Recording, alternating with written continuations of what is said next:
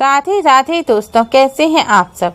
हमारे YouTube channel Kesari Radhe Krishna श्रृंगार में आपका स्वागत है। दोस्तों, आज की इस वीडियो में हम आपको शर्तेला एकादशी की कथा और महत्व बताएंगे। दोस्तों, माघ मास के कृष्ण पक्ष की एकादशी को शर्तेला एकादशी कहते हैं। इस एकादशी पर तिल का प्रयोग करते हुए भगवान विष्णु की आराधना की जाती है। इस एकादशी पर तिल का इस्तेमाल स्नान, भोजन, दान, तर्पण, प्रसाद इत्यादि सभी चीजों में किया जाता है। मनोकामना पूर्ति के लिए इस व्रत को विशेष माना गया है। पुराणों में बताया गया है कि जितना पुण्य कन्यादान, हजारों वर्षों की तपस्या और स्वर्ण दान से मिलता है, उससे अधिक फल एकमात्र शर्तेला एकादशी का व्रत करने से मिलता है। इस व्रत को करने से घर में सुख शांति का वास होता है। मनुष्य को भौतिक सुख तो प्राप्त होता ही है, मृत्यु के बाद मोक्ष की भी प्राप्ति होती है। शर्तेला एकादशी पर तिल का प्रयोग 6 प्रकार से करने पर सभी पापों का नाश होता है और वैकुंठ धाम की प्राप्ति होती है। तिल के 6 प्रयोग के कारण ही इसे शर्तेला एकादशी नाम दिया गया है।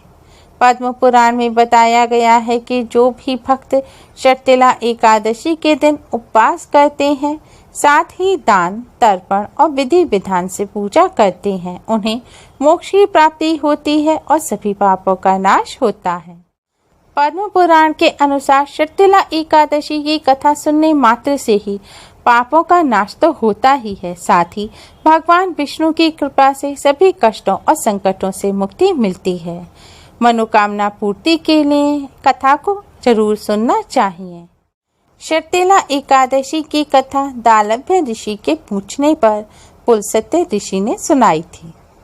एक समय दालभ्य ऋषि ने पुलस्त्य ऋषि से पूछा कि हे महाराज, पृथ्वी लोक में मनुष्य ब्रह्म हत्या आदि महान पाप करते हैं, पराये धन की चोरी तथा दूसरे की उन्नति देखकर ईर्ष्या करते हैं, साथ ही अनेक प्रकार के व्यसनों में फंसे रहते हैं, फिर भी उनको नरक प्राप्त नहीं होता।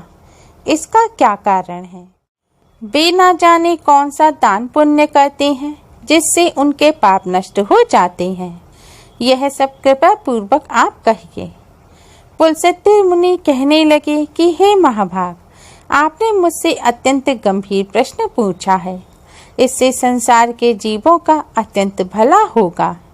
इस भेद को ब्रह्मा, विष्णु, रुद्र तथा इंद्र आदि भी नहीं जानते, परंतु आपको यह गुप्त तत्व मैं अवश्य बताऊंगा।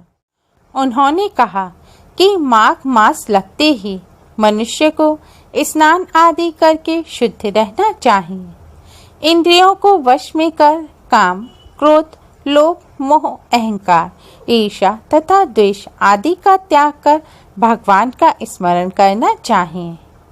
पुष्य नक्षत्र में गोबर, कपास, तिल मिलाकर उनके कंडे बनाने चाहिए। उन कंडों से 108 बार हवन करना चाहिए।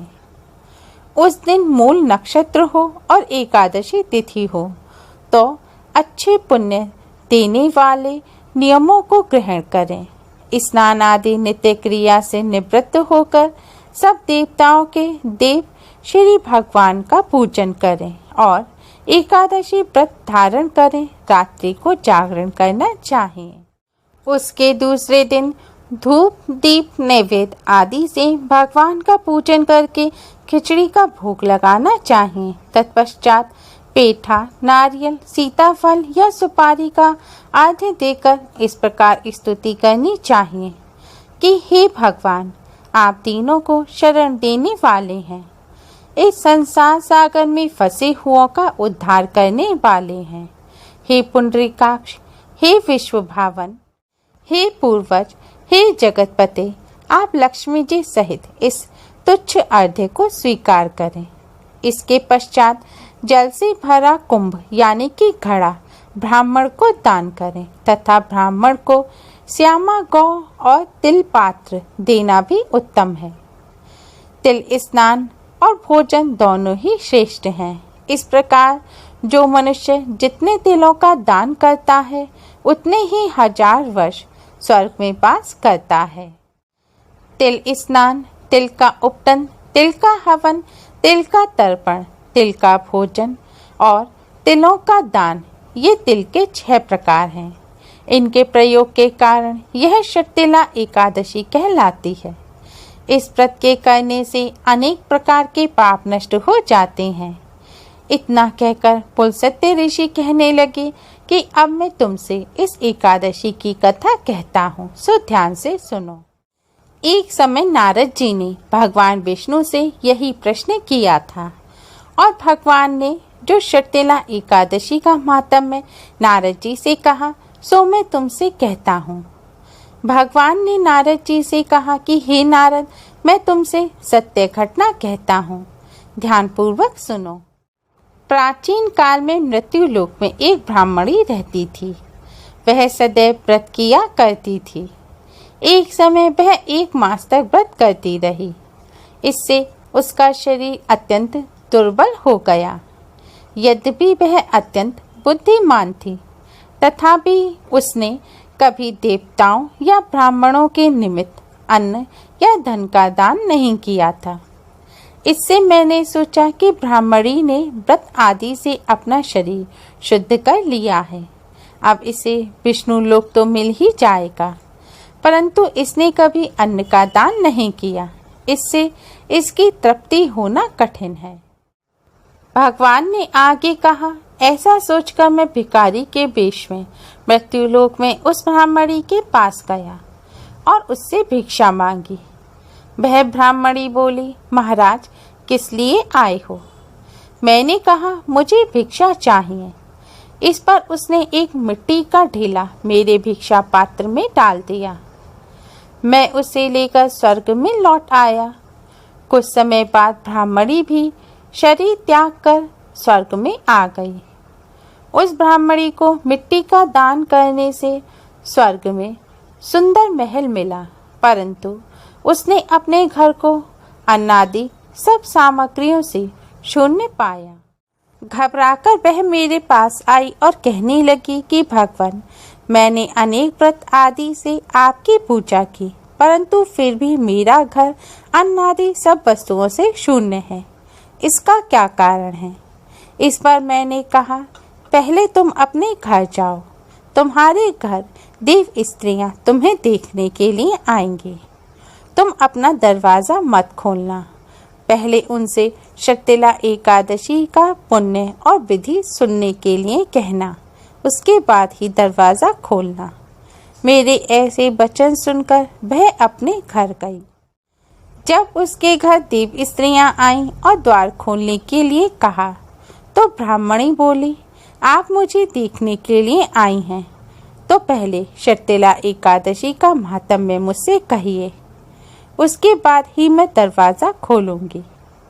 उनमें से एक देव स्त्री कहने लगी कि मैं कहती हूँ। उस देव स्त्री ने शर्तिला एकादशी का महात्म्य और विधि ब्राह्मणी को सुनाई। जब ब्राह्मणी ने शर्तिला एकादशी का महात्म्य सुना, तब द्वार खोल दिया। देवांगनाओं ने उसको देखा कि ना तो वह गांधवी है और ना ही आसुरी है, वरन पहले जैसी मानुषी है। उस ब्राह्मणी ने उनके कथनानुसार शर्तिला एकादशी का व्रत किया। इसके प्रभाव से वह सुंदर और रूपवती हो गई तथा उसका घर अन्नादि समस्त सामग्रियों से युक्त हो गया। अतः सभी मनुष्यों को मूर्खता त्याग कर शर्तिला एकादशी का व्रत करना चाहिए और लोभ न करते हुए शर्तिला एकादशी पर तिल आदि का दान करना चाहिए। इससे दुर्भाग्य, दरिद्रता तथा अनेक प्रकार के कष्ट दूर होकर मोक्ष की प्राप्ति होती है। शर्तिला एकादशी का व्रत करने से सभी पापों का नाश होता है, साथ ही भगवान विष्णु की कृपा से सभी मनोकामनाएं पूर्ण होती हैं। जो मनुष्य शर्तिला एकादशी का व्रत नहीं कर पाते, उन्हें भी शर्तिला एकादशी पर इस कथा को पूर्ण श्रद्धा के साथ अवश्य ही सुनना चाहिए। शर्तिला एकादशी की कथा को सच्चे मन से सुनने से और तिल का दान करने से भगवान विष्णु की कृपा से दुर्भाग्य, दरिद्रता तथा सभी प्रकार के कष्ट दूर होते हैं। उम्मीद है आपको हमारी ये वीडियो पसंद आई होगी। प्लीज़ लाइक करें। हमारी इस वीडियो को अपने फ्रेंड्स और रिश्तेदारों में ज़्यादा से ज़्यादा शेयर करें, जिससे वह भी इसका लाभ उठा सकें। और हमारी और भी वीडियोस के लिए हमारे चैनल को सब्सक्राइब करना ना भूलें। Thanks for watching. Radhe Radhe.